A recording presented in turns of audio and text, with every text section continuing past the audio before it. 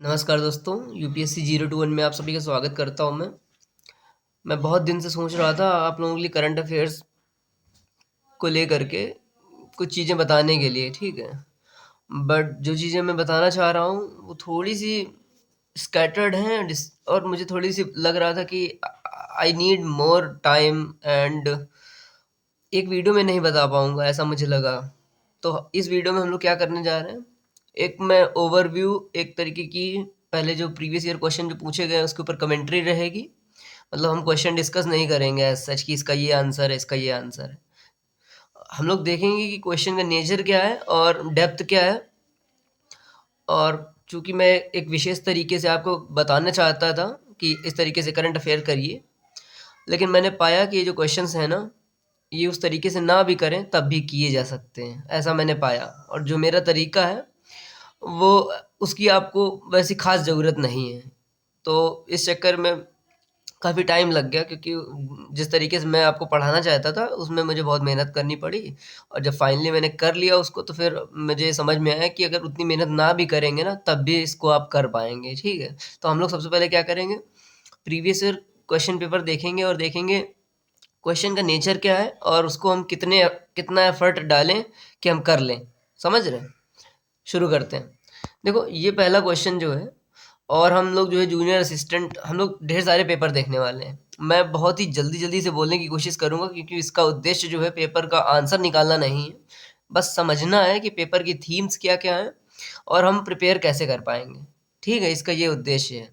तो ये current affair series का पार्ट 1 है, ठीक है? अब हम शुरू कर रहे हैं। देखो पहले इस क्वेश्चन को मैं वहाँ पर कर नहीं पाया था। इन्होंने पूछा कि World Meteorological Organization hosted the launch event for which of the following.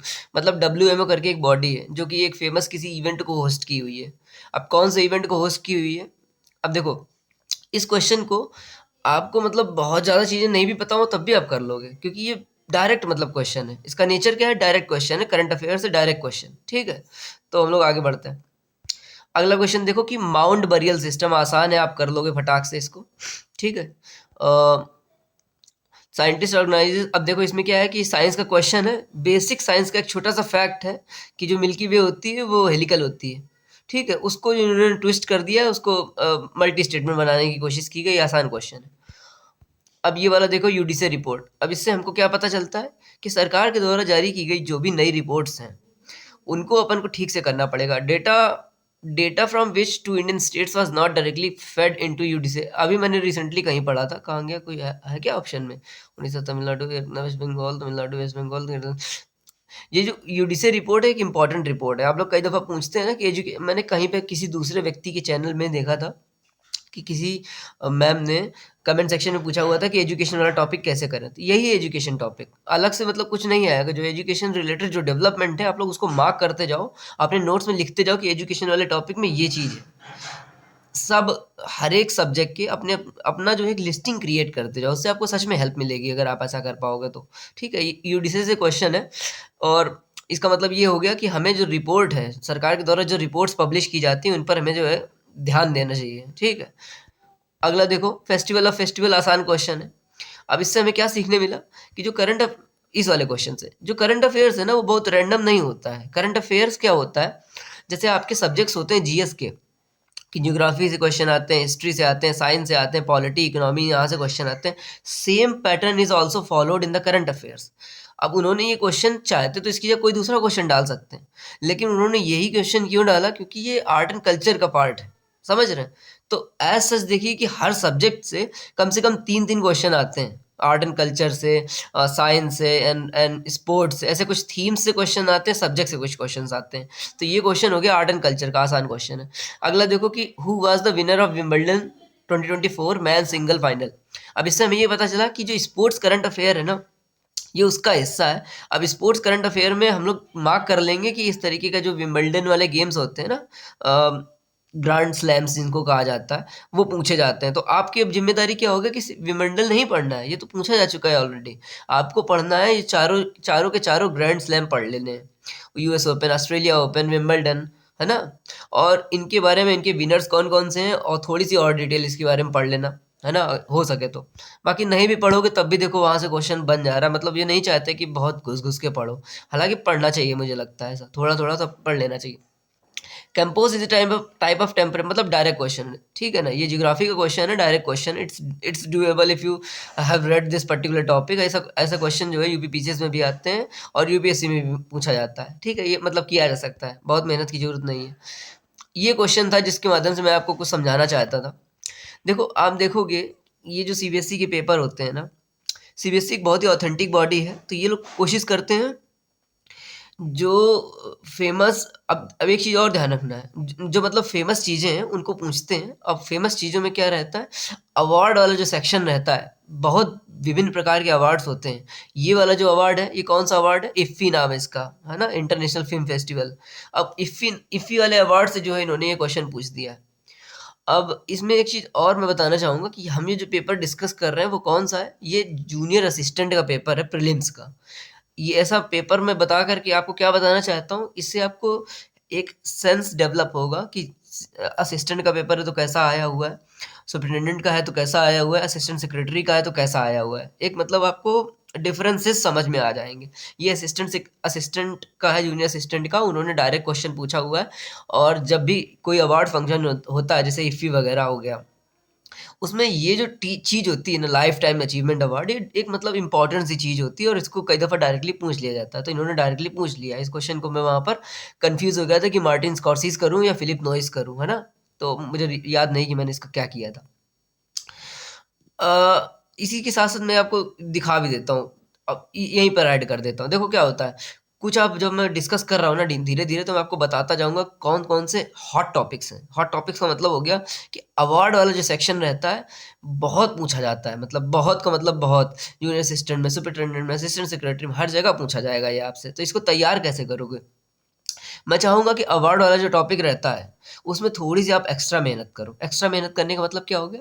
जैसे इन्होंने इफ़्फ़ी अवार्ड का नाम लिया और इन्होंने लाइफ़ टाइम अचीवमेंट अवार्ड पूछा हुआ है। अब ये वाला क्वेश्चन तो दोबारा रिपीट नहीं होगा, लेकिन ये पर्टिकुलर पैटर्न जो है वो पक्का रिपीट होगा, ठीक है? तो मैं आपको इसमें दिखाता हूँ कि आपको इसको प्रिपेयर कैसे करना है।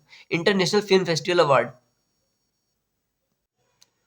देखो, हम लोग इफ़ी अवार्ड की बात कर रहे थे, तो इफ़ी अवार्ड में मैंने कैसे मतलब इस टॉपिक को कैसे मैंने पढ़ा, मैं आपको वो दिखा रहा हूँ।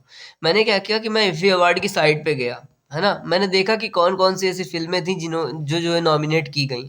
तो पता चला कि 15 फ़िल्में थीं जो गोल्डन पीकॉक अवार्ड के लिए नॉमिनेट की गईं और सिल्वर पीकॉक अवार्ड के लिए भी कुछ फ़िल्में जो है नॉमिनेट की गईं, ठीक है? तो मैंने क्या किया, मैंने एक बार बस रीड करने की कोशिश करी कि कौन-कौन सी फ़िल्में थीं, जैसे अमरम, a poet, session, little trouble.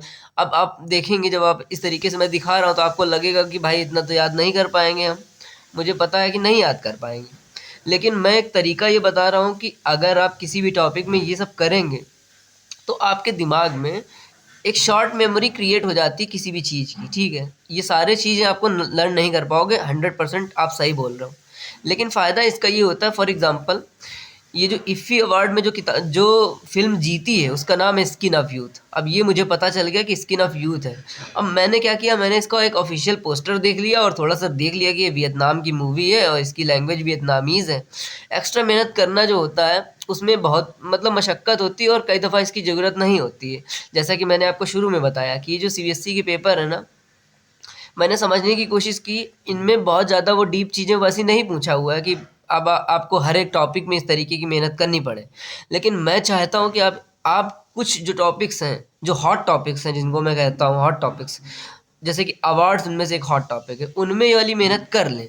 अगर आप ये वाली मेहनत करेंगे तो आपको जो है पक्का मदद मिलेगी। अब अवार्ड्स की बहुत सारी कैटेगरी हो सकती है, तो जो अवार्ड आपको करंट अफेयर में दिखाई पड़ता जाए, जैसे कि ये फ़िल्म अवार्ड्स हैं, आगे चल कर के आपको लिटरेरी अवार्ड दिखाई पड़ेगा, उसके बाद आपको डिफेंस पर्सनल को जो अवार्ड दिए जाते हैं, gallantry awards, non gallantry awards, civilian and जो भी है फाइटिंग पर्पज़ के लिए, तो उन चीज़ों को भी आप थोड़ा-सा एक बार कर लें इस तरीके से, है ना?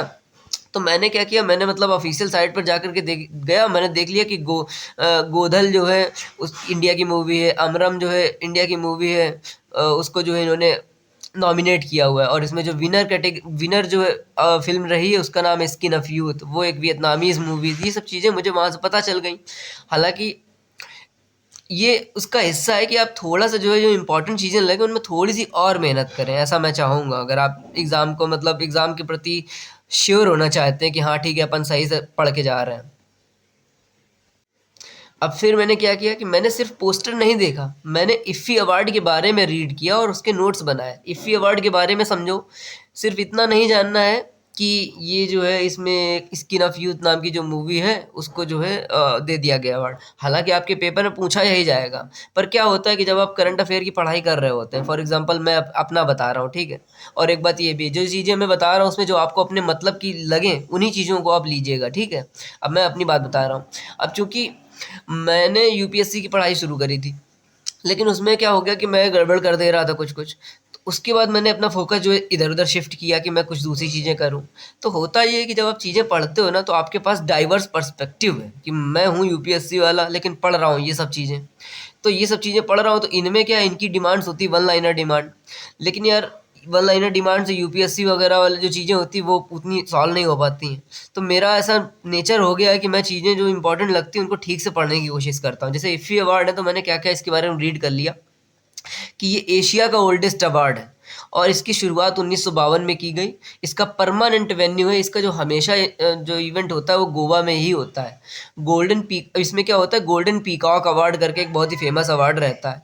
उसमें ये लोग 40 लाख कैश प्राइज़ देते हैं, सिल्वर पीकॉक में 15 लाख देते हैं।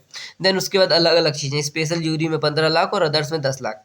अब देखो, ये सत्यजीत रे life time achievement award, Satyajit रे लाइफ टाइम अचीवमेंट अवार्ड में कार्लोस सौरा को 2022 में दिया गया, मार्टिन स्कॉर्सीज को 2021 में दिया गया। जैसा कि मैंने आपको दिखाया, मैं फिर से दिखाता हूँ। इसमें देखो कि मार्टिन स्कॉर्सीज का नाम लिखा हुआ था। जब मैंने इसको पढ़ा था तो मुझे लगा कि यार मार्टिन स्कॉर्सीज तो नहीं है, बट हकीकत में इसका आंसर इसका फिलिप नॉयस है ना। मार्टिन स्कॉर्सीज जो है वो पुराने थे, लेकिन इन्होंने 55वां पूछा है 2024 में। तो यही चीज़ है कि आप जब आप पीछे का बैकग्राउंड पढ़ लोगे ना, तो आपको ना ये वाली कन्फ्यूज़न नहीं होगी कि हाँ कौन ये इसी साल मिला इनको या पिछले साल मिला हुआ है, ठीक है। ऐसा जितनी चीज़ों के लिए कर सकते हो उतनी चीज़ों के लिए करना, हर चीज़ के लिए मत करना, क्योंकि बहुत मेहनत सी लगती है इसमें। पर चूंकि मैंने इफ़ी अवार्ड्स का जो है आपको समझाने के लिए चुना है, तो मैं उसके बारे में आपको और भी चीज़ें बता दे रहा हूँ। देखो इस पर्टिकुलर फ़ोटो में आपके एग्ज़ाम के लिए जो चीज़ें रेलेवेंट हैं, अगर इस फ़ोटो की जो चीज़ें हैं वो आपने पढ़ ली हैं तो आप 100% क्वेश्चन करके आओगे, चाहे वो कुछ भी पूछे हो। गोल्डन पीकॉक अवार्ड मिला स्किन ऑफ यूथ को, वो एक वियतनामीज़ मूवी है। बेस्ट डायरेक्टर मिला संतोष दवाखर को फॉर द गोंधाल। अब देखो गोंधाल मैंने आपको अभी जो है उसमें दिखाया था, शायद इसमें है क्या गोंधाल। देखो ये है गोंधाल, ये है गोंधाल। गोंधाल के डायरेक्टर हैं संतोष दवाखर। अब अगर मैं ये इस तरीके से ना भी पढ़ा होता तो तो चूंकि मैंने उसकी फ़ोटो देखी हुई है मैं कर लेता इसको, ठीक है। बेस्ट एक्टर जो है उबिमर रियोस फॉर ए पोएट। अब बहुत ज़्यादा ये लोग डीप नहीं घुस घुस कर पूछेंगे, इसमें जो इंपॉर्टेंट चीज़ें रहेंगी वही पूछेंगे। इंपॉर्टेंट क्या होता है, कौन सी मूवी को जो है गोल्डन पीकॉक दिया गया, उसके बाद इंडिया स्पेसिफिक चीज़ें आपको पता होनी चाहिए कि इंडिया की कौन कौन सी फिल्में नॉमिनेट की गई, कौन से डायरेक्टर थे उनके। तो जैसे कि बेस्ट डायरेक्टर जो है वो इंडिया के डायरेक्टर को दिया गया, गोंधाल को, है ना। इसमें जो एक मुझे जो इम्पोर्टेंट लगा वो कौन सा लगा पता है आपको? मुझे एक तो रजनीकांत जी इम्पोर्टेंट लगे कि जो रजनीकांत जी को रिसिपिएंट ऑफ सत्यजीत रे अवार्ड मिला। लेकिन हकीकत ये है कि सत्यजीत रे तो लास्ट टाइम पूछ लिया, अब इस टाइम नहीं पूछेंगे ऐसा मुझे लग रहा है। रिपीट कर भी सकते हैं, लेकिन मेरा मानना है कि रिपीट एग्जैक्टली नहीं करेंगे। तो इसमें दूसरा इंपॉर्टेंट क्या चीज़ है, तो दूसरा इंपॉर्टेंट ये है कि इंडिया स्पेसिफिक क्या क्या है इसमें। तो इंडिया स्पेसिफिक में जो special recognition for the contribution to भारतीय सिनेमा अवार्ड है ना, ये जो स्पेशल रिकॉग्निशन जो नंदमूरी बालाकृष्णा जी को दिया गया, ये एक इम्पॉर्टेंट चीज़ है। तो मैं इसके माध्यम से आपको बस ये सिखाने की कोशिश कर रहा हूँ कि जब आप प्रीवियस ईयर पेपर को एनालाइज करोगे, जैसे कि मैं अभी आपको करवा रहा हूँ, उसमें आप आइडेंटिफाई करो कि हॉट टॉपिक्स कौन से हैं। तो उन हॉट टॉपिक्स में एक टॉपिक है अवार्ड्स। अब उस अवार्ड के अंदर सब टॉपिक्स होते हैं।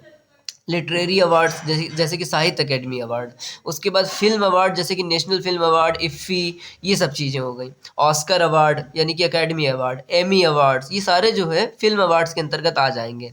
अब उन फिल्म अवार्ड्स के अंदर अंदर जाओ और देखो कि पहली मतलब बेस्ट मूवी कौन सी है, बेस्ट एक्टर कौन से। जैसे कि मेरे मेंस में आया था एड्रियन ब्रॉडी वाला आया था, 97th ऑस्कर के ऊपर उन्होंने मेंस में क्वेश्चन पूछा हुआ था ये, ठीक है। तो इस तरीके से आप जो हॉट टॉपिक्स लगे उनके ऊपर थोड़ी सी अच्छी स्टडी करके जाओ। यहाँ से हम लोग आगे बढ़ते हैं। अब देखो अगला क्या है, इन्होंने क्लासिकल लैंग्वेज के ऊपर क्वेश्चन पूछा। देखो है ये सब करंट अफेयर और जनरल अवेयरनेस का हिस्सा, लेकिन मैंने जैसा कि आपको बताया कि चीज़ें डिवाइडेड हैं सब्जेक्ट वाइज, कि आर्ट एंड कल्चर से हम 2-3 क्वेश्चन पूछेंगे, हम ज्योग्राफी से 1-2 क्वेश्चन पूछेंगे, हम पर्टिकुलर करंट अफेयर से 1-2 क्वेश्चन पूछेंगे, आईआर यानी कि इंटरनेशनल रिलेशन से हम लोग 2-3 क्वेश्चन पूछेंगे। इस तरीके से चीज़ें डिवाइडेड हैं। तो आप जब स्टडी कर रहे होते हो तो हम लोग क्या करते हैं, मंथली चीज़ें रीड करते हैं या टॉपिक वाइज रीड करते हैं। उसके बाद आप लोग सेक्शनल भी रीड किया करो। सेक्शनल कैसे कर लोगे आप लोग रीड? पहली चीज़ तो मंथली करो, उसमें सब चीज़ें कवर हो जाएंगी। जब मंथली आप कर लेते हो, जैसे फॉर एग्जांपल मैंने नवंबर का करंट अफेयर अभी रिसेंटली फिनिश किया पूरा महीने का, और मैंने मैगजीन भी रीड कर ली, मैंने करंट अफेयर भी रीड कर लिया। अब मैं क्या करूँगा, दिसंबर चूंकि मैं ख़त्म होने जा रहा है, तो जब जनवरी मिड आएगा तब मैं मेरा दिसंबर पूरा हो जाएगा, तब तक मैं कर लूँगा। तो जब मैं एग्ज़ाम देने जाऊँगा तब तक मैं ये मंथली वाइज कर लूँगा। उसके बाद मेरे पास थोड़ा सा अगर समय रहा तो मैं इसका सेक्शनल वाला हिस्सा पढ़ के जाऊँगा। कैसे पढ़ूँगा मैं सेक्शनल वाला हिस्सा? सेक्शनल वाला हिस्सा पढ़ने के 2 तरीके हैं, मैं आपको यहीं पे बता दे रहा हूँ।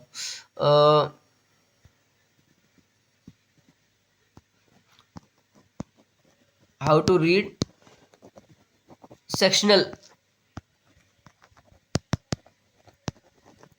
Sectional current affairs. अब सेक्शनल करंट अफेयर से मैं क्या कहना चाहता हूँ, सेक्शनल करंट अफेयर से मैं ये कहना चाहता हूँ कि क्वेश्चन आएगा इंटरनेशनल रिलेशन से, क्वेश्चन आएगा स्पोर्ट्स से, क्वेश्चन आएगा आर्ट एंड कल्चर से। तो ये चीज़ आप पढ़ोगे कैसे? जो फिलहाल के लिए जो मैंने 2-3 चीज़ें आइडेंटिफाई करी वो ये हैं।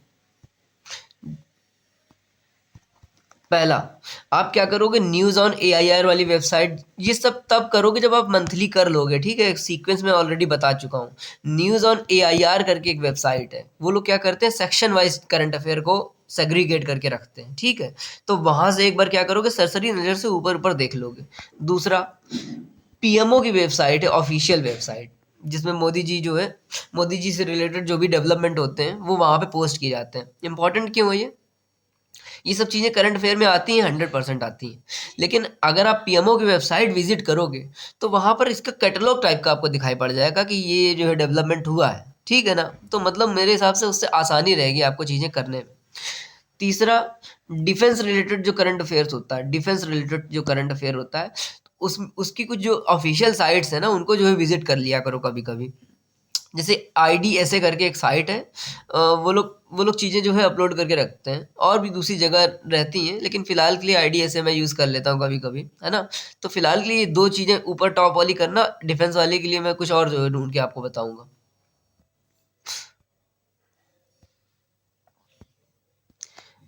अब हम लोग जो इसका आगे देखते हैं। अब देखो ये भी tennis hall of fame under the player category 2024, ये भी आसान क्वेश्चन है, करंट अफेयर डायरेक्ट क्वेश्चन, ठीक है? Among the following which country assume the president, ये भी आसान क्वेश्चन है, G20 से रिलेटेड। देन अब देखो इसको जो है आप 2 तरीके से देख सकते हो। आप कैसे देख रहे हो मुझे नहीं पता, लेकिन मैं इसको ऐसे देखता हूँ, एक टॉपिक है आपका एनवायरनमेंट, आई मीन सब्जेक्ट है आपका एनवायरनमेंट, उस एनवायरनमेंट के अंदर सब टॉपिक है जिसको कहा जाता है क्लाइमेट चेंज। अब क्लाइमेट चेंज से रिलेटेड क्या-क्या डेवलपमेंट हो रहे हैं ये उसका हिस्सा है, ठीक है? जैसा कि मैंने बताया कि सब्जेक्ट सब्जेक्ट रहते हैं, उनके जो अंदर से 2-2 3-3 क्वेश्चन करके ये लोग 20 क्वेश्चन बना लेते हैं। ये पेपर सेटिंग करने का मैं तरीका आपको समझा रहा हूँ। इससे आपको ये मदद मिलेगी कि अगर आपने हर सेक्शन में कुछ कुछ अच्छे अच्छे करंट अफेयर तैयार कर लिए, फॉर एग्जांपल 20-50 जो है ऐसे करंट अफेयर पढ़ लिए, 50-50 जो आपके दिमाग में है, तो आपको लगेगा कि हाँ ठीक है, इस सेक्शन से को मैं पढ़ के जा रहा हूँ यहाँ से, है ना? बाकी ऐसा सच कुछ नहीं होता कि मैंने पूरा महीना पढ़ लिया है, मैंने पूरा साल पढ़ लिया है, ऐसा सच कुछ नहीं होता है वो। आगे इसमें देखो, बिफोर जनवरी उत्तर प्रदेश ऑफिशियली नोन, ये भी आसान क्वेश्चन है, क्योंकि आप लोगों के लिए शायद से मुश्किल पड़ गया होगा, बट आसान क्वेश्चन है ये। अगला देखो कि world's first successful vaccine was created for which disease. अब इसका नेचर क्या है, इस क्वेश्चन का नेचर ये है कि जो साइंस रिलेटेड क्वेश्चन है, उसका जो इनिशियल डेवलपमेंट बेसिकली पूछा है। ये क्वेश्चन कहाँ से हो सकते हैं ऐसे क्वेश्चन? लूसेंट वाली किताबों से हो सकते हैं, और कई मतलब बेसिकली जनरल अवेयरनेस का पार्ट है। जब आप पढ़ाई करते हैं तो धीरे धीरे चीज़ें इस तरीके की पता चल जाती हैं। एग्जैक्टली कहाँ लिखा हुआ है मेरे को नहीं पता है। अब देखो अगला देखो, फिर से एक अवार्ड के ऊपर क्वेश्चन आ गया। ये वाला जो अवार्ड है वो लिटरेरी अवार्ड है, ये साहित्य अकेडमी अवार्ड 2024 के ऊपर उन्होंने क्वेश्चन पूछा हुआ है कि हिंदी लैंग्वेज में किसको मिला है। अब मैं आपको यहाँ पर एक चीज़ और बता देता हूँ, इन्होंने हिंदी लैंग्वेज पूछा हुआ है क्योंकि ये पेपर जूनियर असिस्टेंट का है। अब मैं आपको दूसरा दिखाता हूँ, ये वाला क्वेश्चन देखो, ये वाला जो क्वेश्चन है ये सुपरिटेंडेंट प्रीलिम्स का क्वेश्चन है, शायद से प्रीलिम्स है ना, शायद से प्रीलिम्स का क्वेश्चन है, ठीक है। अब उसमें भी इन्होंने साहित्य अकेडमी के ऊपर सवाल पूछा हुआ है in the category of English language, कि उसमें पूछा हिंदी में जूनियर असिस्टेंट में, इसमें पूछा इंग्लिश में। समझ रहे हो आप? अब मैं एक चीज़ और दिखाता हूँ आपको। ये क्वेश्चन देखो, ये क्वेश्चन असिस्टेंट सेक्रेटरी वाले पेपर का है। अब इसमें सेम टॉपिक है साहित्य अकेडमी अवार्ड। इसमें इन्होंने पूछा हुआ कि तमिल लैंग्वेज में किसको मिला। ये दिखा करके मैं आपको क्या दिखाना चाहता हूँ, ये दिखा करके मैं आपको ये दिखाना चाहता हूँ कि जूनियर असिस्टेंट का पेपर उन्होंने हिंदी लैंग्वेज पूछा, सुपरिटेंडेंट का पेपर उन्होंने इंग्लिश लैंग्वेज पूछा, असिस्टेंट सेक्रेटरी का पेपर है उन्होंने तमिल लैंग्वेज पूछा। इससे हमें ये पता चलता है कि बेस्ड ऑन पेपर का level they have tried to differentiate the level of difficulty. अब अब जब आप करंट अफेयर की पढ़ाई कर रहे हैं तो ऐसा तो करेंगे नहीं कि सामने हमको पढ़ा दिया है, जिस भी व्यक्ति से आप पढ़ाई कर रहे होंगे वो क्या करता है, वो सवाल बनाता है पहले। जैसे कि मैं अगर आपको अगर पढ़ाऊंगा करंट अफेयर, मान लेते हैं सपोज, तो मैं क्या करूंगा, मैं एक टॉपिक पे, किसी भी टॉपिक पे एक क्वेश्चन बना दूंगा, दो क्वेश्चन बना दूंगा, उसके माध्यम से वो वाला जो चीज़ें आपको मैं बता दूंगा, क्योंकि वो चीज़ चर्चा में रही होती है। लेकिन एग्ज़ाम्स की एक्चुअल जो तैयारी की जाती है वो उस तरीके से नहीं की जाती है। एग्ज़ाम्स की तैयारी इस तरीके से की जाती है कि अगर साहित्य अकेडमी अवार्ड पूछा गया है तो आपकी जिम्मेदारी ये है कि साहित्य अकेडमी के बारे में जा कर के पढ़ो। इसका मतलब आपको स्टैटिक पता होना चाहिए, इसमें किसको किसको कौन सा अवार्ड मिला हुआ है वो पता होना चाहिए, क्योंकि सिर्फ हिंदी से काम नहीं चलेगा, सिर्फ इंग्लिश से काम नहीं चलेगा। आपने असिस्टेंट सेक्रेटरी वाले में देखो तमिल पूछ लिया हुआ है, ऐसा आप तब आंसर कर पाओगे जब इसको जा कर के प्रॉपरली जो है उस तरीके से रीड करोगे।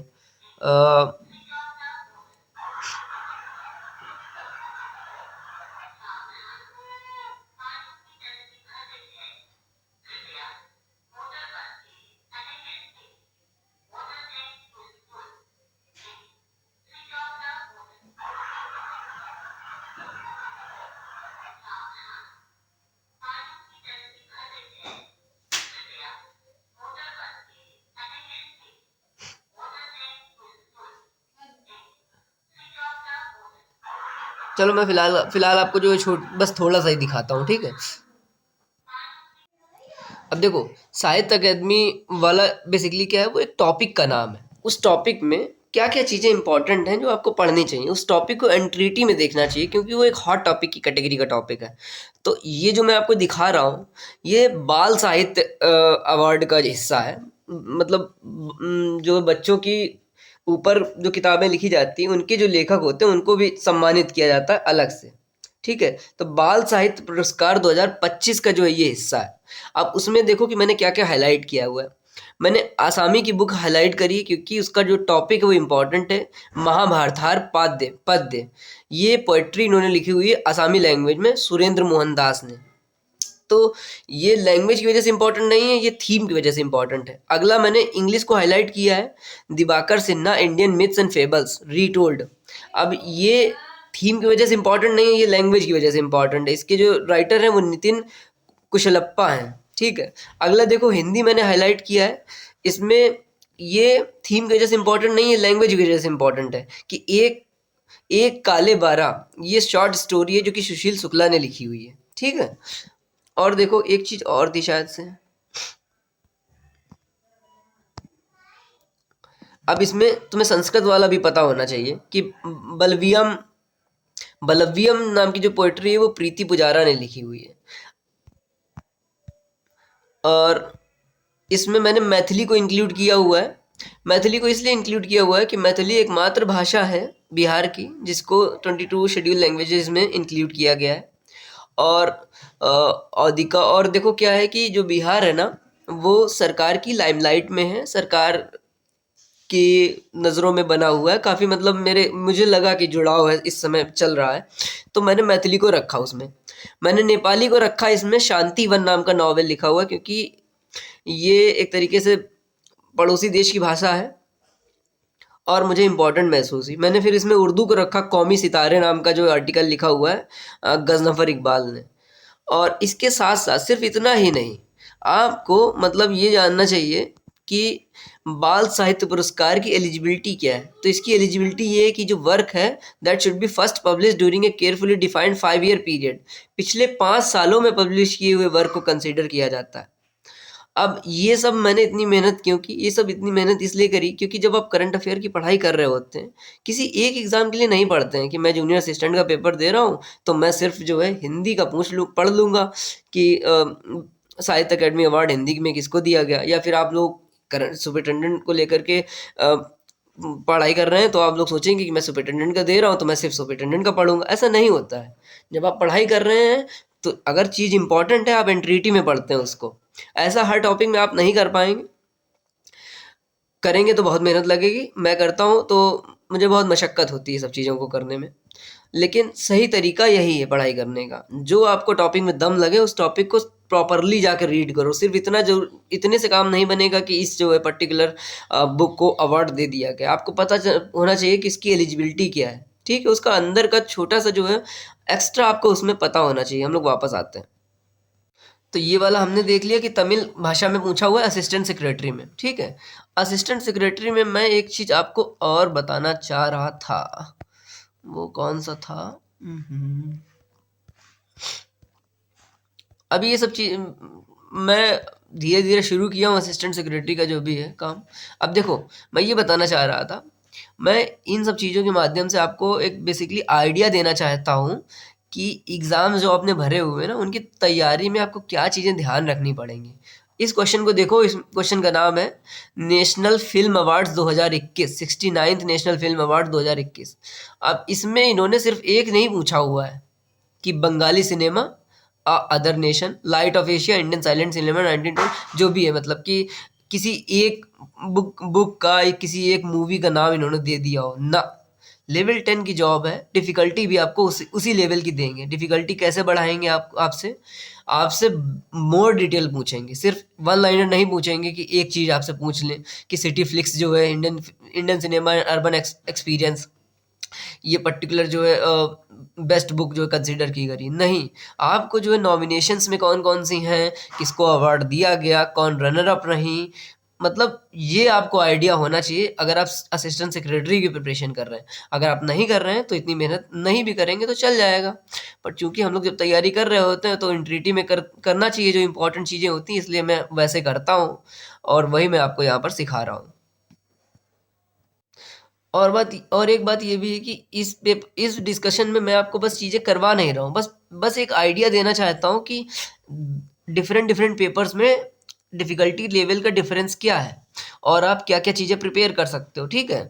तो फिलहाल के लिए अभी मैं सारे के सारे पेपर नहीं करवा पाऊँगा क्योंकि मतलब वीडियो बहुत बड़ा हो जाएगा और पूरा बना नहीं पाऊँगा मैं भी। बस मैं आपको चीज़ें समझाने की कोशिश कर रहा हूँ, उनको आप समझ जाओ। उसमें जो आपको मुश्किल लगेगी आप वहाँ पर जो है कमेंट सेक्शन में पूछ लेना।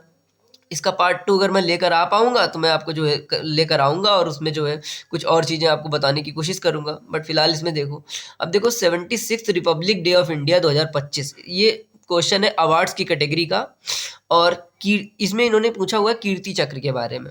तो मैंने जैसा कि आपको बताया कि अवार्ड्स एक अपने आप में हॉट टॉपिक है, उसके अंदर सब टॉपिक्स होते हैं। कीर्ति अवार्ड, शौर्य अवार्ड्स मतलब डिफेंस अवार्ड्स। ठीक है?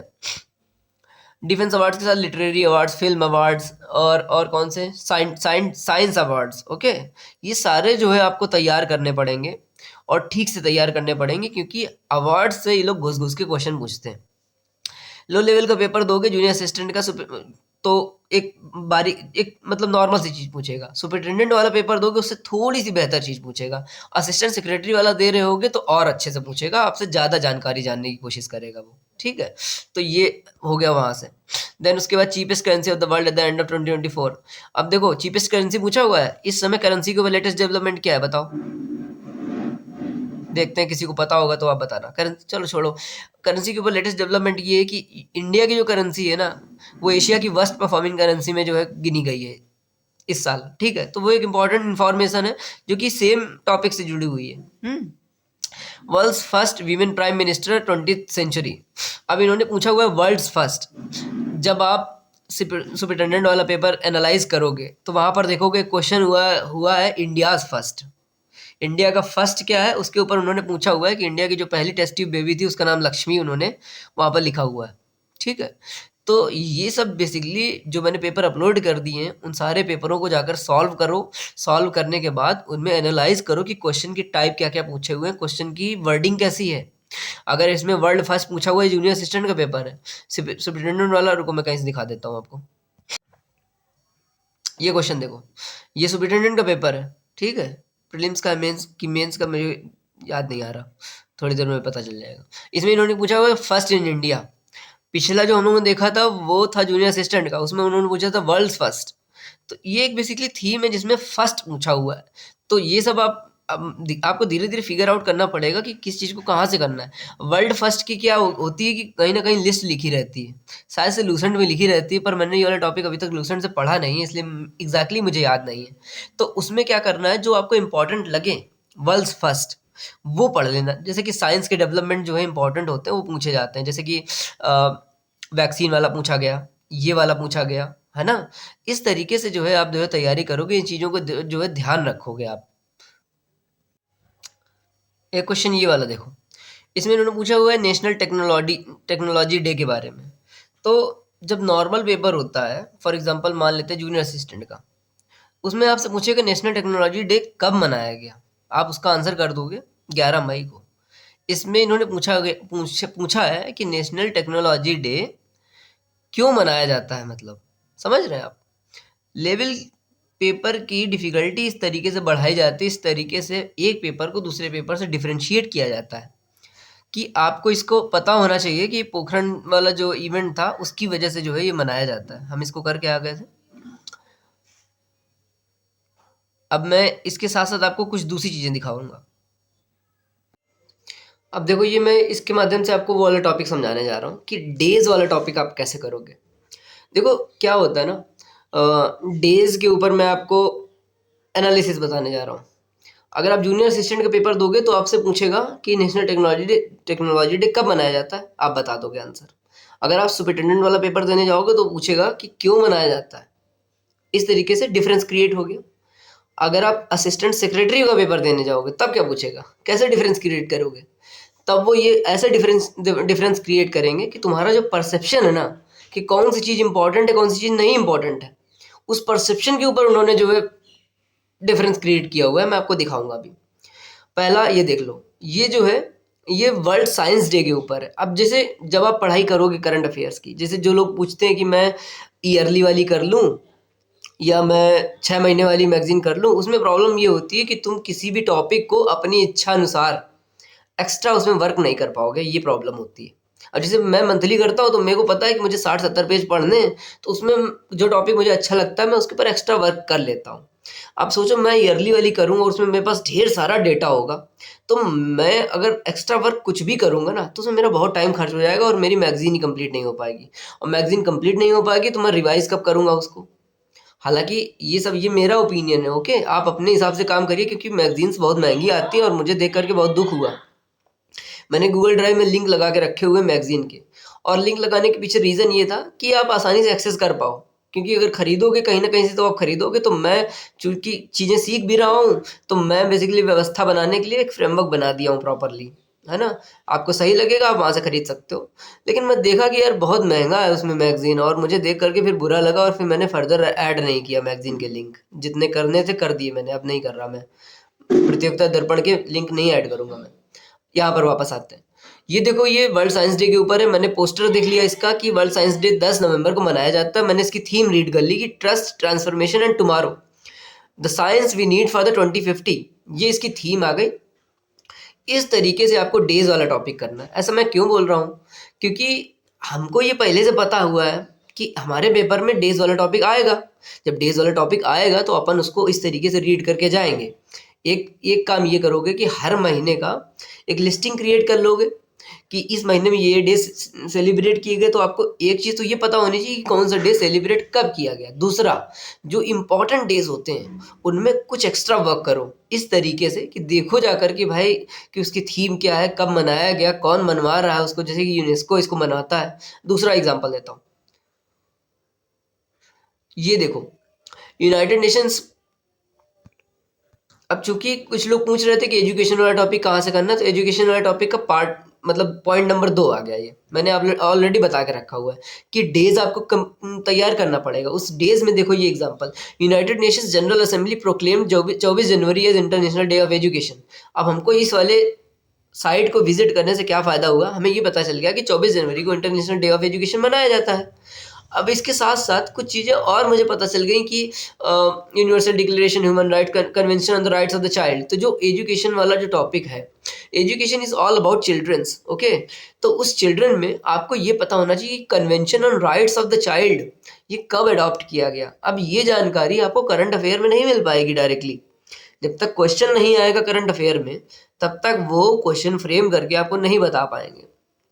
लेकिन जब आप अपनी प्रिपरेशन अपने हिसाब से जब करते हो, तो आप फिर डिसाइड करते हो ना कि अपन को क्या पढ़ना है, क्या नहीं पढ़ना है। तो मुझे लगा कि भाई ये एजुकेशन वाला डे इम्पोर्टेंट है। मैंने क्या किया, मैंने इसको एक्स्ट्रा रीड किया, मैं जाकर के और मेहनत किया मैं उसमें।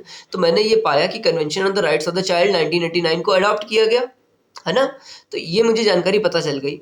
जानकारी कहाँ काम आएगी ये वाली जानकारी? क्या जूनियर असिस्टेंट में काम आएगी? नहीं आएगी। वहाँ ये सब सवाल नहीं पूछना चाहिए, ऐसा मेरी उम्मीद है। क्या ये मेंस में काम आएगा सुपरिटेंडेंट वाले में? शायद वहाँ पर भी ना पूछें, लेकिन पूछ सकते हैं, एक लाइन डाल करके आपसे पूछ सकते हैं कि convention on the rights of the child कब अडॉप्ट किया गया। लेकिन ये असिस्टेंट सेक्रेटरी में आने के जरूर चांसेस हैं। क्यों? क्योंकि वो यार वो लेवल 10 का जॉब है। They expect you to be aware of international development in any domain, ऐसा मुझे लगता है। तो अपन को ये फिर पता होना चाहिए, ठीक है? एक और चीज़ देखो, मैं एक और एग्जांपल देता हूँ। अब ये देखो कि हिस्ट्री ऑफ इंटरनेशनल डे, इस वाले को टॉपिक को मैंने देखा तो मुझे क्या पता चला, इस वाले टॉपिक को देखा तो मुझे ये पता चला कि 3 मई को प्रेस फ्रीडम डे मनाया जाता है। चलो ये बात आप सामान्य तौर पर कहीं पर भी मिल जाएगी आपको, हमको भी पता चल जाएगा, हमें भी पता है, ठीक है?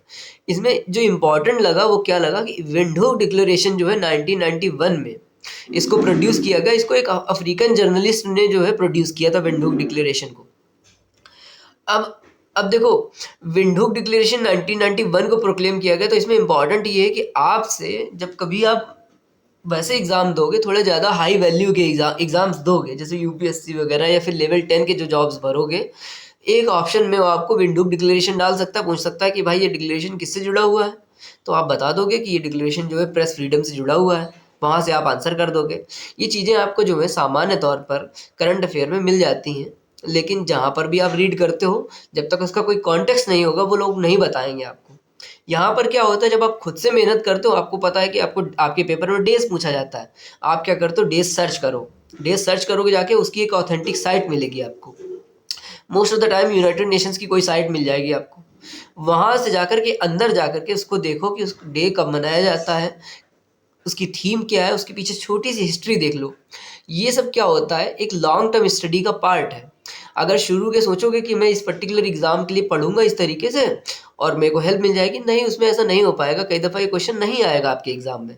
लेकिन ये प्रक्रिया का अगर आपके हिस्सा बन जाएगा, तो आपको ओवर द लॉन्ग टर्म, मान लेते हैं कि आपने 6-7 महीना 8 महीना इस तरीके से पढ़ाई करी, जो जैसे डेज वाला टॉपिक जब भी दिखाई पड़ा, आपने उसको गूगल किया और आपने उसको जो साइट पे जाकर के देखा कि क्या है, कब मनाया जाता है।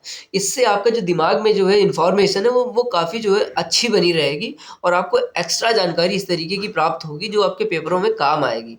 इस तरीके से आप पढ़ाई कभी कभी ऐड करना चाहिए ये, ठीक है ना? हम लोग वापस आते हैं, ठीक है? तो world first women prime minister, इसकी कैटेगरी थी फर्स्ट पूछने की। आंसर आप कर लोगे इसको, बहुत मुश्किल नहीं है। Then which two Indian city wetland के ऊपर। अब देखो, इसमें मैं आपको फिर से दिखाता हूँ, ये जूनियर असिस्टेंट का पेपर, इसमें इन्होंने वेटलैंड के बारे में पूछा हुआ है कि कौन सी 2 सिटीज़ को एक्रेडिटेड किया गया है। ये है जूनियर असिस्टेंट का, जस्ट वेट अ वाइल। ये है सुपरिटेंडेंट मेंस का पेपर। सेम टॉपिक है रामसार कन्वेंशन के ऊपर। What is the convention about the what is the objective. पहली लाइन में उन्होंने 2 चीजें पूछी। Where does it derive its name Ramsar from. Is India party to the convention. अब इन्होंने पिछले वाले में सिर्फ सिटीज पूछी कि कौन कौन सी सिटीज को एक्रेडिट किया गया, दूसरे वाले में क्या किया, यानी कि मेंस वाले में इन्होंने अंदर जाकर कुछ चीज़ें और आपसे पूछी कि ये जो है कन्वेंशन किसके बारे में है और इंडिया का इसमें क्या स्टेक है। हाँ, तो इस तरीके से आप पेपर की डिफिकल्टी में डिफरेंशिएशन क्रिएट करते हो पेपर में, है ना? ये बस मैं बताना चाहता हूँ।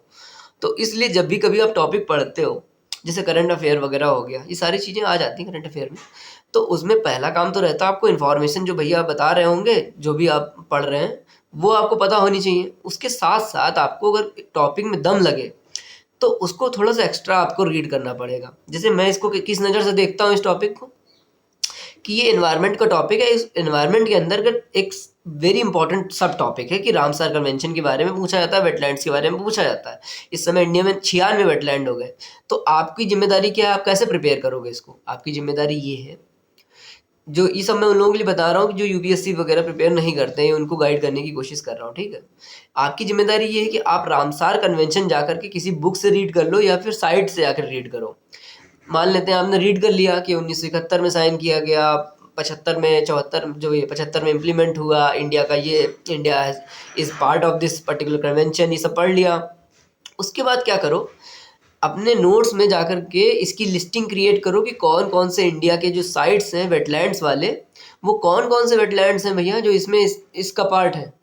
ऐसा करके आपको दो फायदे होंगे। पहला, एक आपको 95 96 जो वैल्यू आप लिख लोगे ना, लिखने से पहले आपको कई दफ़ा मेरा सजेशन ये है कि एक दो बार आपको रीड करना चाहिए ताकि आपको कम लिखना पड़े, है ना। अगर आप लिख लोगे तो उससे आपको ये मदद मिलेगी, फॉर एग्जांपल कि आपको कोई पूछ दे कि पार्वती अर्गा वेटलैंड कहाँ पे है, आप बता दो उत्तर प्रदेश में। उत्तर प्रदेश में कहाँ पे है भाई, तो आप नहीं बता पाओगे। लेकिन जब आप इसकी लिस्टिंग क्रिएट कर लोगे, आपको पता ही है कि भाई ये टॉपिक पूछा जाता है, इंपॉर्टेंट है, तो आप उसको रटो, उसको याद करो कि पार्वती अर्गा जो है वाइल्ड लाइफ सेंचुरी वो गोंडा में है। इस तरीके से आप उसको याद कर लो, ठीक है। तो हम लोग वापस आते हैं, ठीक है। अब एक चीज़ देखो, ये रिसेंटली देखा मैंने इसको, ये पूछा हुआ है central institute of educational technology. तो जब मैं पेपर दिया पिछली बार, तो मुझे कोई ऐसा समझाने वाला नहीं था कि भाई इस तरीके से आप पढ़ लो। आप लोगों के पास ये एटलीस्ट प्रॉब्लम नहीं है कि मैं किस टॉपिक को कैसे रीड करूँ प्रॉपरली। मतलब मैं बताता ही जा रहा हूँ काफ़ी चीज़ें। अगर आप में से जो सिंसियर लोग होंगे, वो वो पेन कॉपी लेकर के बैठा करोगे मेरे वीडियो देखने के लिए, और जो चीज़ें मैं बताया करूँ उनमें से मुझे मालूम है कि मैं बहुत सारी अच्छी चीज़ें नहीं बता पाता हूँ, क्योंकि मेरा जो बात बताने का तरीका है वो कन्वर्सेशनल टोन है, पॉइंट वाइज नहीं बता पाता हूँ मैं, है ना। तो इस वाले टॉपिक के ऊपर मैं आपको जानकारी देने की कोशिश करूँगा। ये इन्होंने पूछा हुआ है central institute of education technology is a constituent unit of. अब जब मैं वहाँ पे कर रहा था इसको, तो सच ये है कि मुझे नहीं पता था इसका आंसर, और शायद मैं इसको नहीं करके आ पाया, और मैंने नुकसान कर लिया अपना 3 नंबर का, ठीक। लेकिन इस टॉपिक को करना कैसे, ये टॉपिक के बारे में मैं आपको अभी बता दे रहा हूँ, तो आपको मदद मिल जाएगी। ये टॉपिक आपके एजुकेशन के टॉपिक का हिस्सा है। मैंने मान लेते हैं कि आपने अपने नोट्स में कहीं पर एजुकेशन टॉपिक लिख लिया।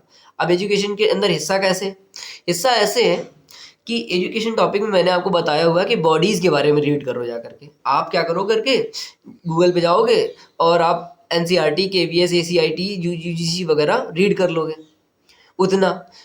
पर चूंकि अगर आप डाइवर्स सेट ऑफ एग्जाम्स दिए होगे कभी लाइफ में, हालांकि देते ही हो बहुत सारे लोग, सब लोग देते हैं, मैं भी देता हूँ, उसमें आप ये पाओगे कि एक टॉपिक होता है, एक सब टॉपिक होता है, उसको कहा जाता है सेंटर्स। हम लोगों के यूपी के एग्जाम्स में ऐसे सवाल आते हैं। उसमें आपसे कई दफ़ा ये पूछता है कि पर्टिकुलर जो है इंस्टीट्यूट कहाँ पे स्थापित है। फॉर एग्जांपल, अगर आपसे वो पूछ सकता है वेटनरी इंस्टीट्यूट कहाँ पे है उत्तर प्रदेश में, तो उसका आंसर मान लेते हैं इज्जत नगर है।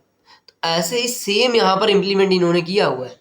ये central institute of education technology जो है, ये एनसीईआरटी का एक बेसिकली इंस्टीट्यूट है ये। जैसे सीबीएसई की जब आप बात करते हो, तो सीबीएसई में क्या होता है, रीजनल ऑफिसेज होते हैं, इंस्टीट्यूट नहीं है सीबीएसई में।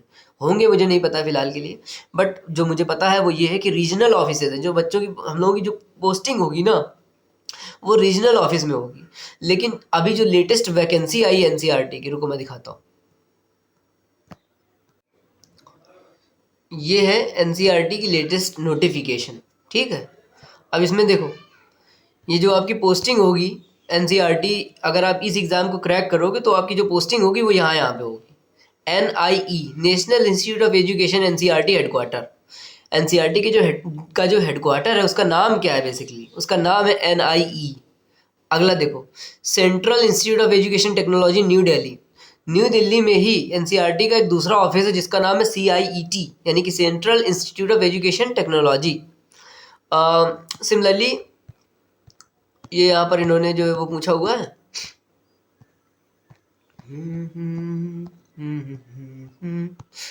किया तूने क्या इशारा बदला ये मौसम। हाँ यहीं पे, ये देखो, जो सेकंड नंबर पे है ना CIET, ये आपके पेपर में पूछा गया कि CIET किसका कॉन्स्टिट्यूएंट यूनिट है।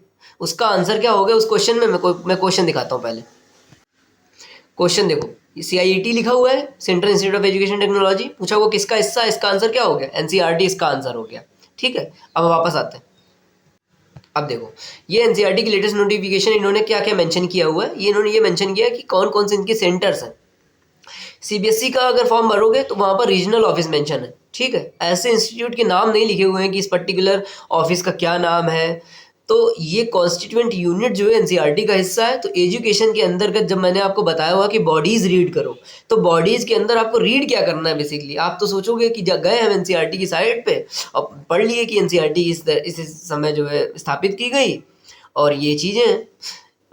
लेकिन ये वाला हिस्सा शायद से आपके आपकी नज़र से जो है ओवरलुक हो जाएगा। पर ये वाला टॉपिक पूछा जाता है पेपरों में। वो आपसे पूछते हैं कि सेंटर्स कहाँ कहाँ पे हैं। तो CIET जो है वो न्यू दिल्ली में है, उसका फुल फॉर्म है central institute of education technology, और ये NCERT का हिस्सा है। तो आपका काम सिर्फ CIET को रीड करना नहीं है, आपका काम ये है कि आप CIET को रीड करें, NIE को रीड करें। मतलब आपको पता होना चाहिए कि अगर नेशनल इंस्टीट्यूट ऑफ एजुकेशन लिखा हुआ होगा तो वो किससे जुड़ा हुआ है, उसका आंसर है NCERT से जुड़ा हुआ होगा। अब आप कहेंगे कि चलो ठीक है भाई मैं कर लूँगा ये, लेकिन इतने से काम नहीं चल पाएगा। मैं एक ब्रॉडर सेंस में बता रहा हूँ, जितना आप पढ़ाई कर सकते हो उतना पढ़ाई करना, ये आपकी क्षमता के अनुसार है। मेरा काम ये है गाइड करने का, आपको आपको एनलाइटन करने का, बताने का कि भाई ये चीज़ें पूछी जाती हैं और इस नज़र से आप पढ़ाई करो। तो ये हो गया NCERT का। अब मैं दूसरा आपको एक और दिखाता हूँ। अब वहाँ से हम लोगों ने रीड किया कि NCERT की कॉन्स्टिट्यूएंट यूनिट कौन कौन से, सेंटर्स के नाम पता करने थे। अब उससे मैं क्लू लिया आपने, अब आप उसको इम्प्लीमेंट कैसे करोगे, ये मैं इस एग्ज़ाम के लिए नहीं बता रहा हूँ, ये मैं इन जनरल आपको समझाने की कोशिश कर रहा हूँ। ये आईकार, आईकार में क्या है कि आईकार के सेंटर्स बने हुए बहुत सारे। तो सेंट्रल इंस्टीट्यूट ऑफ फिशरीज, सिफरी, बहुत फेमस सेंटर है ये। तो आपको ये पता होना चाहिए कि ये जो सेंटर्स हैं, कौन कौन से सेंटर कहाँ कहाँ पे स्थापित हैं। ठीक है ना। आईकार सिट्रस, सिट्रस वाला नहीं पूछते जनरली, लेकिन सिफरी पूछते हैं, कजारी पूछते हैं, काजरी। काजरी क्यों पूछते हैं, क्योंकि ये ज्योग्राफी में मेंशन किया गया है। ठीक है। और एग्रो फॉरेस्ट्री एक इंपॉर्टेंट थीम रहती है एग्रीकल्चर में, इसलिए वो भी आपको पता होना चाहिए। बेसिकली पॉइंट ये है कि ये वो लिस्ट है जिस लिस्ट से कई दफ़ा क्वेश्चन पूछे जाते हैं। तो मैंने आपको बेसिकली मैं सोर्स दिखाने की कोशिश कर रहा हूँ कि जब आप तैयारी करते हो और कोई क्वेश्चन जब आप देखते हो, फॉर एग्जांपल हमने NCERT को देखा, तो उस NCERT को इम्प्लीमेंट कैसे करोगे, उस लर्निंग को इम्प्लीमेंट कहाँ करोगे। उस लर्निंग को इम्प्लीमेंट यहाँ करेंगे कि हम आईकार की जब रीड करेंगे आईकार के बारे में, तो उसके सेंटर्स को भी रीड करेंगे। जब हम CSIR को रीड करेंगे तो हम उसके सेंटर्स को भी रीड करेंगे, कौन सा सेंटर कहाँ पे है CSIR का। ठीक है ना। इस तरीके से चलो वापस आते हैं। 48 मिनट यहीं पे हो गया है, चलो कोई बात नहीं, जल्दी से इसको रैप अप करते हैं। रिजर्व बैंक ऑफ इंडिया, ये बेसिकली डिफ़िकल्ट क्वेश्चन था। और अगला देखो, थीम, ये मैंने ऑलरेडी बता दिया है। जब भी कभी डेज वाला टॉपिक रीड करोगे तो सिर्फ आपको टॉपिक रीड नहीं करना है, उसको जाकर के सर्च करना अलग से। क्यों क्यों सर्च करना है भाई, क्यों इतनी मेहनत करना है। मेहनत इसलिए इतनी करना है क्योंकि यार सीटें कम हैं, आप चाहोगे कि आपका सिलेक्शन हो जाए, तो आप वो वाली गलती अवॉइड करोगे कि मतलब हम पढ़ के गए लेकिन कर नहीं पाए, वो वाली गलती अवॉइड करने की कोशिश करो। दो तरीके से कर सकते हो। पहला, जब आपको डेज दिखाई पड़ जाए तो अपने आप से जाकर के गूगल कर लो, पहला काम। दूसरा काम, कई दफ़ा लोग सोचते हैं चलो कोई बात नहीं यहाँ पर लिखा हुआ है मैं यहीं पे पढ़ लेता हूँ। दोनों में डिफरेंस ये रहता है कि अगर आप बुक से रीड करोगे, फॉर एग्जांपल आप एजुतेरिया पढ़ रहे हो या फिर दूसरी कौन सी स्पीडी, उसमें वो लोग अच्छा काम ये करते हैं कि लिस्टिंग आपको दे देते हैं और थीम भी बता देते हैं। तो अगर आप वहाँ से लर्न कर सकते हो, रिमेंबर कर सकते हो, तो वहीं से रीड कर लो, इतनी मेहनत करने की कोई ज़रूरत नहीं। लेकिन मुझे पता है कि मैं नहीं कर पाता हूँ, तो मैं क्या करता हूँ कि मुझे अगर United nation international year of cooperatives मैं पढ़ूंगा तो मैं जाकर के यूनाइटेड नेशन की साइट पे जाऊँगा और मैं जाकर देखूंगा। इससे फ़ायदा और नुकसान क्या होता है, टाइम बहुत वेस्ट कर रहा हूँ मैं, मुझे कुछ चीज़ें और बतानी थी, चलो कोई बात नहीं। इससे फ़ायदा नुकसान ये होता है कि अब जैसे अब मेरे स्वभाव में अगर ये इंटीग्रेट हो गया है कि कोई भी डेज देखूंगा मैं जाकर यूनाइटेड नेशन की साइट में जाकर के पढ़ूंगा, तो इससे फ़ायदा ये होता है, मैं फ़ायदा भी दिखा देता हूँ आपको। मैं आज वो जो फर्स्ट वाला उस समय दिखाने की कोशिश कर रहा था ना, वो जो मिल नहीं रहा था, शायद से वो यही है कि फर्स्ट इन इंडिया में क्या है, कि फर्स्ट टेस्ट ट्यूब बेबी कौन है, फर्स्ट इंडिजिनस सर्वर क्या है, फर्स्ट इंडियन नेवल सबमरीन क्या है, वो ये वाला टॉपिक था बेसिकली। ठीक है, चलो अब वो दिखाता हूँ जो दिखाना है। एक तो फ़ायदा उसका ये है कि इस तरीके के क्वेश्चन आप कर लोगे आसानी से। हालांकि इस तरीके के क्वेश्चन जनरल सेंस से भी किए जा सकते हैं, वो एक अलग बात है। पॉइंट ये है कि यूनाइटेड नेशंस की साइट्स को अगर आप विजिट करोगे तो उससे आपको सच में बहुत मदद मिलेगी।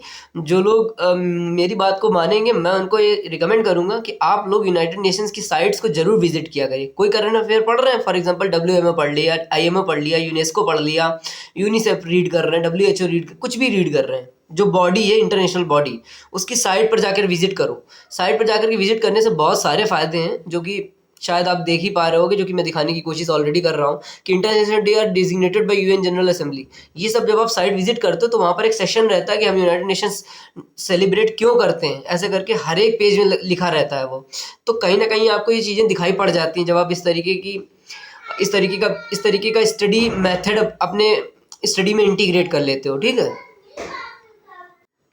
मैं एक चीज़ और ढूंढने की कोशिश कर रहा था, वो मिल नहीं रहा था मुझे, पर है कहीं ना कहीं। क्वेश्चन ये था कि यूनाइटेड नेशंस जो है उसका फ्लैग है, उसका कलर कौन सा है, मतलब कौन कौन से कलर उसमें हैं, ऐसा सवाल आया था कहीं पे, इन्हीं पेपरों में आया था, मुझे इतना पता है। ऐसे सवाल क्या होते हैं, आप सीधे तौर पर नहीं कर पाओगे, मतलब तो उनको किया कैसे जाता है, उनको एक अच्छी आदत बना करके किया जाता है। जब आप यूनाइटेड नेशंस की साइट को विजिट करोगे ना कभी भी, तो आप देखोगे उनकी जो साइट का जो थीम रहता है ना, वो ब्लू और वाइट रहता है उनकी साइट की थीम। जब कभी भी आप देखोगे, लोगो हो गया या साइट हो गई, इस तरीके से बनी हुई है वो कि आपको नीला और सफ़ेद दिखाई पड़ेगा, 100% दिखाई पड़ेगा। अब एक चीज़ मुझे और ऐड करनी थी, मेरे पास 10 मिनट है, मैं जल्दी से ऐड कर देता हूँ। ये मैंने आप लोगों के लिए एक लिस्टिंग क्रिएट करी थी समझाने के लिए कि करंट अफेयर को रीड कैसे करना है। ठीक है, अब कैसे वाला टॉपिक तो मैंने जितना बता सकता था मैंने बता दिया, लेकिन और थोड़ा और अच्छे से करना था मुझे, लेकिन टाइम नहीं मेरे पास फिलहाल, क्योंकि टाइम हो जा रहा है। तो मैंने आप लोगों के लिए एक लिस्टिंग क्रिएट करी थी। देखो, जो सवाल बनाए जाते हैं करंट अफेयर्स के, वो कुछ ना कुछ थीम से बनाए जाते हैं, कुछ ना कुछ सेक्टर से बनाए जाते हैं, आई मीन सब्जेक्ट से बनाए जाते हैं। तो मैंने आप लोगों को समझाने के लिए लिखा था, भैया why are you giving so much focus on current affairs. तो इसको मैंने आपको, इसका आंसर ये, करंट अफेयर पे फोकस क्यों कर रहे हो, क्योंकि करंट अफेयर बहुत रिवार्डिंग सब्जेक्ट है। और पहली चीज़ ये है कि आप इसको सब्जेक्ट की तरह ट्रीट करो। हिस्ट्री पढ़ते हो तो आप लोग 200-200 पेजेस, 400-400 पेजेस पढ़ डालते हो, लेकिन करंट अफेयर में क्या होता है कि चलो भाई 15 दिन बाद पढ़ लेंगे। अरे हाँ, आसान है, रीड कर लेंगे। आसान मत समझो उसको सब्जेक्ट की नज़र से रीड करो और उसको बढ़िया से रीड करो, आपको बहुत अच्छे मार्क्स जनरेट करके देगी करंट अफेयर्स।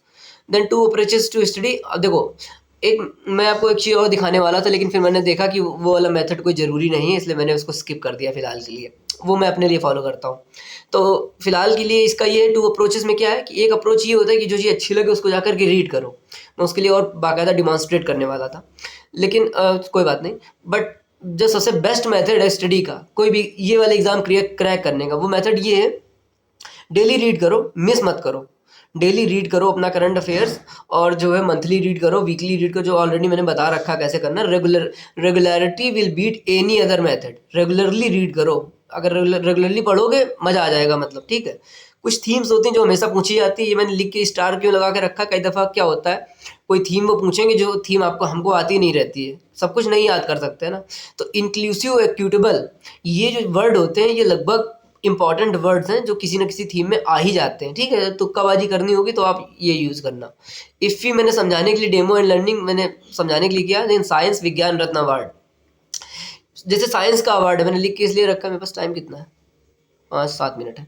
तो देखो, साइंस वाला जो जब आप टॉपिक पढ़ोगे तो वो क्या करेंगे, जो भी भैया होंगे वो आपको एक क्वेश्चन करवा देंगे कि साइंस का जो है पोस्थ्यूमस अवार्ड किसको विज्ञान रत्न दिया गया है। आप आंसर बता दोगे, जयंत नार्लिकर को दिया गया है, लेकिन काम आपका उससे नहीं चल पाएगा। आपको, अगर आपने असिस्टेंट सेक्रेटरी का पेपर भरा हुआ है, अगर आपने सुपरिटेंडेंट का पेपर भरा हुआ है, तो आपको ये रीड करना चाहिए कि वो जो साइंस का अवार्ड है ना, उसने किस अवार्ड को रिप्लेस किया है, उसके सेक्शंस कितने हैं, 4 अवार्ड है, उसके अंदर सब अवार्ड्स हैं 4 ठो। ठीक है, तो वो आपको पता होने चाहिए, उनके बारे में थोड़ा सा आपको पता होना चाहिए। ठीक है, CSIR का अरोमा मिशन है शायद से, उसको एक अवार्ड दिया गया है, कौन सा अवार्ड दिया गया देख लेना। अगला देखो, अगला क्या है, सब्जेक्ट वाइज, थीम वाइज। देखो, सोशल इश्यूज जो होते हैं वो बहुत पूछे जाते हैं। सोशल इश्यूज में एम्प्लॉयमेंट जो है, इकोनॉमिक्स, सोशियो इकोनॉमिक इशू है बेसिकली, तो उसमें जी राम जी जो है, जो योजना आई है उसको जरूर से पढ़ लेना। मैं बस ऐसे शॉर्ट एग्जांपल देने की कोशिश किया। P4 क्या है बेसिकली, जैसे पिछली बार P5 आया तो आपको ये पता होना चाहिए कि P4 क्या है। ये पॉवर्टी से रिलेटेड है, आप खुद से गूगल करना, मैं बता सकता हूँ लेकिन बताऊंगा नहीं अभी। जाकर के रीड करो इसको, P4 क्या होता है। S N T very important, आपको सेक्शन वाइज रीड करना है, ठीक है। तो ये सारे सेक्शन वाइज मैंने ऑलरेडी बता रखा है। एस एन टी कहाँ से रीड करोगे, वैसे तो जनरल करंट अफेयर करोगे ही, साथ में न्यूज़ ऑन AIR की वेबसाइट पे जाओगे, उसमें सेक्शंस बने रहते हैं, तो उसमें जाकर के देखना स्पोर्ट्स, SNT, IR ऐसे करके बने हुए हैं। PMO की साइट विजिट करना, उसमें कैटलॉग लगी रहती है कि ये इंपॉर्टेंट चीज़ है। अगला देखो, एनवायरनमेंट, गज लोग project.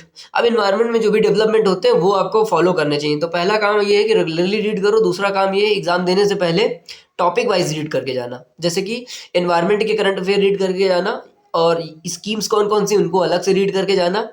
Then days, theme, climate development, इन सब चीज़ों को अलग से भी पढ़ के जाना। लेकिन चूंकि अगर आप रेगुलरली करंट अफेयर रीड करोगे तो ऐसा करने की नौबत नहीं आएगी और आपका काम चल जाएगा, ऐसा मेरा मानना है, ठीक है। कल्चर में देखो, गीता महोत्सव एक मेरी नज़र में एक इंपॉर्टेंट टॉपिक है। काशी तमिल संगमम इंपॉर्टेंट है। लैंग्वेज इंपॉर्टेंट, लैंग्वेज से बहुत क्वेश्चन पूछे जाते हैं। फोर्ट्स इंपॉर्टेंट है। फोर्ट्स कौन से इंपॉर्टेंट है, रिसेंटली क्या किया गया है, बहुत सारे फोर्ट्स को टेंटेटिव लिस्ट में शामिल किया गया है, ठीक है। उसमें जो सबसे इंपॉर्टेंट फोर्ट था वो जंजी फोर्ट था। क्यों इंपॉर्टेंट था, क्योंकि वो महाराष्ट्र में नहीं था। अगला देखो, कंप्यूटर का मैं बाद में बताऊंगा। Climate development is very important topic. तो इसको जो है अलग से रीड कर लेना कि जो G20 की अभी जो समिट है वो वहाँ पे होने वाली है, और COP30 की समिट, देन कंजर्वेशन, IUCN की जो समिट होती है वो रीड करना। इनकी जो चीज़ें रीड करना है, जो करंट अफेयर, वो इनकी साइट पे जाकर रीड करोगे, बहुत मदद मिलेगी। ऑल राइट, तो ठीक है। List based and chronology based, ठीक है। जो list based and chronology based, शायद आपको जूम नहीं हो पा रहा होगा वहाँ पे, और मैंने इसको वहाँ पे नहीं डाला, बट ऐसे ही सुन लो। लिस्ट बेस्ड का मतलब ये होता है कि कुछ चीज़ें ऐसी होती हैं जिनमें लिस्टिंग क्रिएट करनी पड़ती है। क्या क्या चीज़ें ऐसी होती हैं, जैसे कि national park, wild life sanctuary, Ramsar sites, GI tags. अब जैसे GI टैग्स जो हो गए, बहुत सारे हो गए, 500-600 हो गए, तो क्या आप 500-600 रीड करोगे? बिल्कुल नहीं, 500-600 नहीं रीड करने हैं। लेकिन 2025 में जिनको GI टैग दिया गया है वो आपको पता होने चाहिए, ठीक है। आगे बढ़ के देखते हैं। Part 2, how to know which current affairs to read. कई दफ़ा अपन को नहीं पता होता कि करंट अफेयर कौन सा रीड करें, तो वो कैसे पता चलेगा। टाइम कितना हुआ, 56 मिनट। करंट अफेयर कौन सा रीड करना चाहिए, कौन सा नहीं रीड करना चाहिए, ये आपको प्रैक्टिस से आएगा। जो पेपर अपलोड कर दिए हैं, आपकी पहली जिम्मेदारी ये है कि सारे पेपर उनको जा करके सॉल्व करो। देखो कि क्या क्या पूछा हुआ है और आप कितना कर पा रहे हो, तो उनको जो सॉल्व करो उसमें अपनी माथापच्ची करो, उसमें थोड़ा सा टाइम खर्च करो वहाँ पर, ताकि आप बढ़िया से चीज़ों को समझ पाओ। उसके बाद देखो कि जो एक शिक्षा वाला टॉपिक रहता है, उसके ऊपर मैंने लिखा हुआ था। मैंने ऑलरेडी बताया हुआ कि शिक्षा टॉपिक को लिस्टिंग, एक टॉपिक हेडिंग डालना, एजुकेशन फॉर CBSE, उसके अंदर सब टॉपिक्स लिखते जाया करो, जो जो अच्छा लगा करे कि हाँ इसमें दम है, पूछा जा सकता है, उसको वहाँ पे लिखते जाया करो। जैसे कि NIRF रैंकिंग है, मेरे नज़र में ये एक इंपॉर्टेंट रैंकिंग है। आपको पता होना चाहिए कि NIRF रैंकिंग क्या है, कब से शुरू की गई, इसके क्या पैरामीटर्स हैं, ये सब चीज़ें आपको पता होनी चाहिए। QS रैंकिंग अभी आई थी, शिक्षा अधिनियम बॉडीज पोर्टल्स आपको पता होने चाहिए सारे, जैसे सामर्थ, स्वयं प्रभा, तमाम सारे जो भी हैं। तो इस तरीके से आप अगर स्टडी करोगे, अपॉइंटमेंट्स में बहुत सारे इंपॉर्टेंट अपॉइंटमेंट्स हैं, जैसे कि शेख अल नवैस UN टूरिज्म की पहली वीमेन अध्यक्ष बनी है वो, और जैसे कि सामिया सुलू तंजानिया की पहली प्राइम मिनिस्टर शायद से बनी हुई है वो, वीमेन प्राइम मिनिस्टर। ऐसे करके कुछ इंपॉर्टेंट अपॉइंटमेंट्स होते हैं, उनको जरूर से रीड करें, ठीक है। और अब महिला नेशनल कमीशन ऑफ वीमेन, उसकी जो चेयरपर्सन है उसके बारे में पता होना चाहिए, और उसकी जो पास्ट चेयरमैन है उनके बारे में पता होना चाहिए आपको। ऐसे करके जो भी ये है, तो ये सब मैंने एक लिस्टिंग क्रिएट करी थी, ये मैं कॉपी करके आपको गूगल ड्राइव में जो पेस्ट कर दूंगा, वहाँ पे अगर चाहिए होगा तो आप ले लेना, ठीक है। मैं इस वीडियो को कंक्लूड करता हूँ। मुझे लगता है कि इस वीडियो के माध्यम से आपको जो थोड़ी सी ज़रूर मदद मिली होगी, क्योंकि मैंने काफ़ी जो है जगल करके आपको ये समझाने की कोशिश करी कि कौन सी चीज़ कहाँ पूछी गई और क्या डिफरेंस है। एक पेपर जूनियर असिस्टेंट, सुपरिटेंडेंट और असिस्टेंट सेक्रेटरी में क्या डिफरेंस है, किस तरीके से डिफ़िकल्टी लेवल जो है क्रिएट की जाती है, मैंने अपने लेवल पे समझाने की कोशिश की है। लेकिन मुझे लगता है कि एक वीडियो पर्याप्त नहीं है, बट फिर भी मुझे बहुत दिनों से पेंडिंग पड़ा था, इसलिए मैं इसको बना दिया है। खैर आगे का देखेंगे हम लोग। आप लोग पढ़ते रहिए, काम करते रहिए, मैं भी अपना थोड़ा सा काम करना शुरू करूँगा। मैंने ये पूरा महीना आप लोगों के ऊपर जो है ये सब करने में बेसिकली लगा दिया। अब जो है मैं नए साल में अब अपना काम जो है शुरू करूँगा। फिलहाल काफ़ी जो है मैं पेंडिंग पड़ा हुआ है। खैर मैं इसको जो है कंक्लूड करता हूँ। मैं अंत में आप सभी का जो है स्वागत करता हूँ UPSC 021 परिवार में। कोई भी प्रॉब्लम आए स्टडी से related, you can always ask in the comment section. अगर वो रेलेवेंट डाउट है। अगर आप पूछोगे कि ये क्या कर रहे हैं वो, मतलब पता नहीं, ऐसा मुझे लगता है अगर रेलेवेंट नहीं होता तो मेरा मन नहीं करता उसको रिप्लाई करने का, और रेलेवेंट होता है तो मैं उसको डेफिनेटली एड्रेस करता हूँ, इस बात की गारंटी है। पढ़ाई करो, जहाँ मुश्किल आए आप मुझसे पूछ सकते हो, अगर मैं मेरी क्षमता के अंदर रहेगा तो मैं आपकी पक्का मदद करूंगा उसमें, ठीक है। आपका काम है अच्छे से पढ़ाई करना, आप लोग अच्छे से पढ़ाई करिए, ऑल द बेस्ट। और अपने चैनल का एक मोटो है, क्या मोटो है अगर किसी को पता है तो बढ़िया, नहीं पता तो मैं बता दे रहा हूँ। अपने चैनल की टैगलाइन है एड एस्ट्रा पर एस्पेरा, जिसको इसका मतलब नहीं पता गूगल कर लेना, और बस काम करो and we will bloody do this, ठीक है। चलो रखता हूँ, धन्यवाद। और हाँ, हो सके तो अपना चैनल भी यार लाइक शेयर सब्सक्राइब कर देना, क्योंकि बहुत मैं आपको दिखाऊंगा क्या क्या डिफिकल्टीज होती हैं और लोग जो है बहुत ही इग्नोर करते हैं, बहुत बहुत प्रॉब्लम्स रहती हैं। खैर रहने दो, कोई बात नहीं, आप लोग हो मेरे पास, मुझे पता है, कोई दिक्कत वाली बात है नहीं। बाय, कंक्लूड करता हूँ मैं।